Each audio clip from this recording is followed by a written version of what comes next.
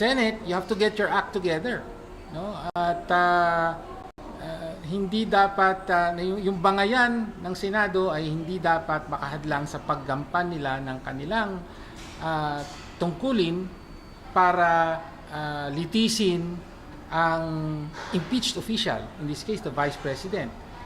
Mandato ito ng konstitusyon, no? At tungkulin talaga ng Senado dahil nasa kanila ng articles of impeachment na simulan sa lalong madaling panahon, forthwith, immediately, ang impeachment hearings, no, or trial. So, Senate, you have to get your act together, no? At hindi dapat yung bangayan ng Senado ay hindi dapat makahadlang sa paggampan nila ng kanilang tungkulin para litisin ang impeached official, in this case the Vice President. Seryosong bagay po ito,